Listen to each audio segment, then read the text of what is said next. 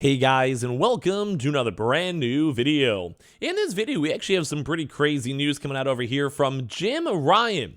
So that's the PlayStation 5 CEO himself, who has now been apparently going now and even traveling to different countries to go and discuss and call out and talk to Xbox about this big acquisition deal. Now, this is kind of crazy too, because this is going to be like, we have like the big overarching drama, which is the competitive side of Xbox versus PlayStation.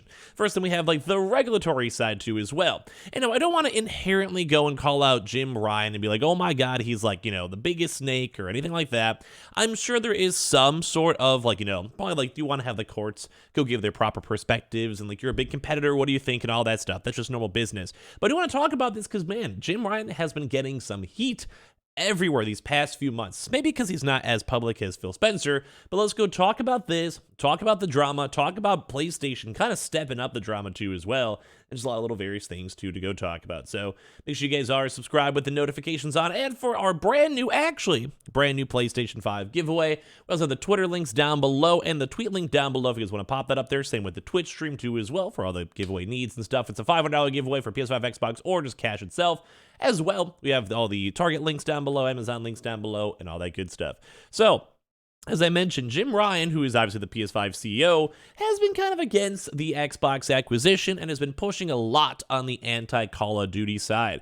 They keep on saying that Call of Duty is one of the biggest games, that they have no way to compete with it. It's like a $70 back acquisition, which is like close to even the price of Sony itself.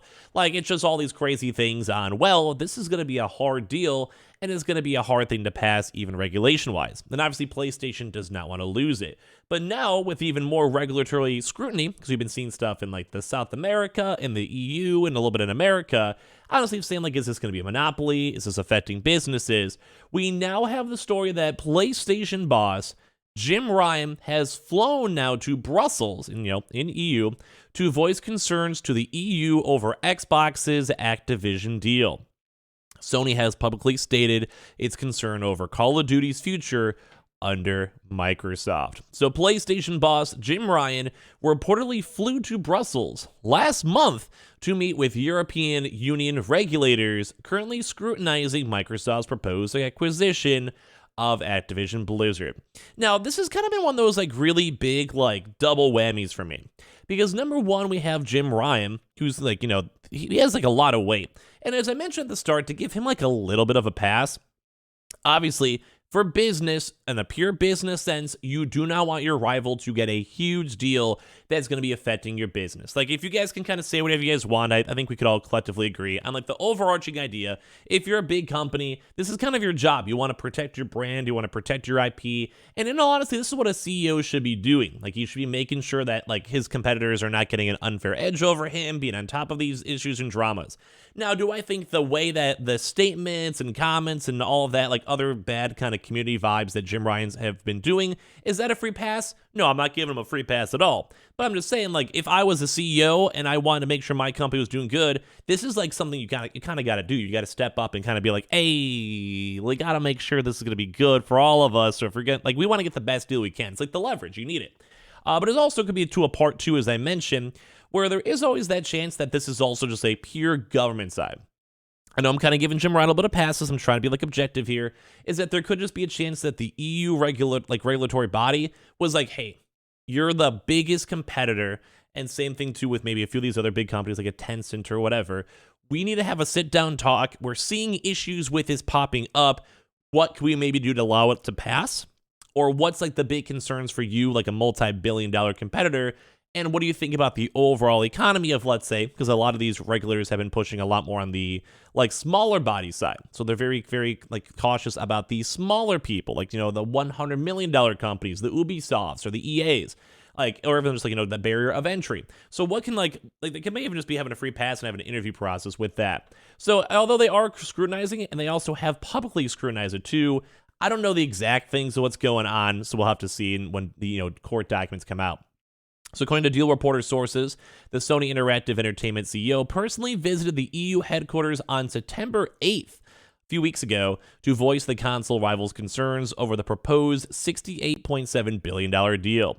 As has been widely publicized in recent weeks, PlayStation's concerns over the deal are around the future release arrangements for the Call of Duty series, which is regularly PlayStation's annually best seller, and will it be pulled from their platform. So they still want to know, is it going to be pulled on Game Pass? Is it just going to be like a 2 to 4 year deal? And then afterwards, what's going to happen? What about the price points? What about like the deals? What about early exclusivity? Is Xbox going to have early exclusivity? Like, what's is going to be on Game Pass Ultimate? Like, all these questions, they will at least want to have the rough framework so they can go and judge. But one of the bigger things, too, as well, and I read about this, is that Google is also stepping in to go and call this out and voice their concerns to EU regulators, according to the same source. So last month, Xbox boss Phil Spencer said Microsoft had committed to making Call of Duty available on PlayStation 4, and this is why it sucks, several more years after Sony's current marketing deal with Activision expires. So several more years is not like 15, 20, 30, 50 years, and we don't know if COD will still be around then, but if you only get, let's say, 2 years, I can guarantee you 3, 4 years from now, people are still going to be buying and playing COD. Now, I mean, 15 years from now, that's a little bit more dicey because, you know, different games, different systems, maybe better cool stuff, more VR gaming, you never know. But, like, it's kind of crazy to see. So, basically, Sony Interactive Entertainment CEO Ryan, who is reportedly seeking access to the future Call of Duty games on equal terms and in perpetuity, responded publicly by calling Microsoft's proposal for keeping the series on PlayStation consoles inadequate on many levels. Now, I would want to go and see his proposals because I think just like a 50-50. Xbox can put it on Game Pass, or you could buy the game, put it up on Steam, and then put it up on PlayStation all like day one available, or maybe like a 1 or 2 exclusive access, say for Xbox, because they did go and spend $70 billion on it. I think that'd be fine. Or do the same thing that's going on right now. Have Xbox have early beta access first for pre-orders, and then do PlayStation right after. So, like, it's like you get, like, if Xbox is dropping $70 billion, they should get that little edge of marketing, like maybe an extra character or extra map. I don't agree with that personally. I think everything should be a flat 50-50, no changes on platforms. That's what I agree with. But you also have to put into $70 billion. Xbox should get something out of that that's a little bit more special, you know, like a little early access, extra characters, Game Pass, whatever it may be. If you guys disagree, I don't know, that's just business, just how it is. And I don't know, like, PlayStation has a really good deal going on right now, and that's why I think Jim Ryan's probably upset. They don't want to, if they could keep the 50-50, I think Sony should walk away happy, because even at the end of the day, then Xbox is getting slightly more, because if it's 50-50, you get the normal Xbox sales, PlayStation sales, but since they own Call of Duty or Overwatch, etc., then whenever they buy that on PlayStation, they're also getting that cut. So they're splitting a little bit more lopsided, but you know what I mean. So by giving Microsoft control of Activision games like Call of Duty, this deal would have negative implications for gamers in the future of gaming industry, claim. We want to guarantee PlayStation gamers continue to have the highest quality of gaming experience, and we appreciate the CMA's focus on protecting gamers. The current Call of Duty deal between Sony and Activision is believed to cover this year's Modern Warfare 2 and Warzone 2, and then a new game from Black Ops, which may not arrive until 2024, but I feel like they want even longer than that.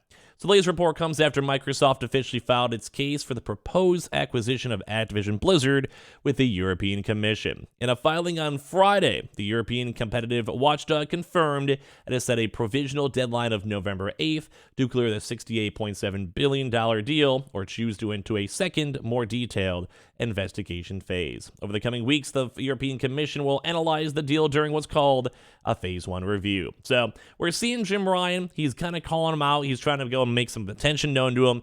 Like I said, my take's on this. You give them a good, decent deal, like say your Xbox, maybe if you can go like a flat 50-50, like that would probably be Sony's dream. And I think if they want any more than that without putting any money up to it, they're just being greedy.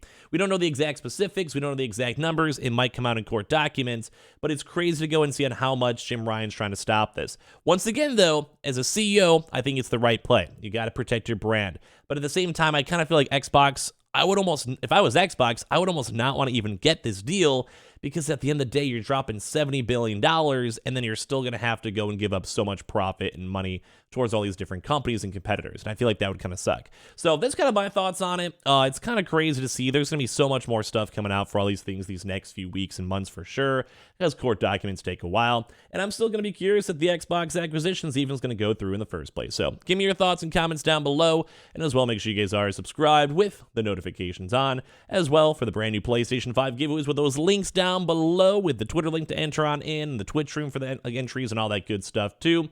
We have the Target links down below, Amazon links down below, and I appreciate you guys all so much for watching in the first place.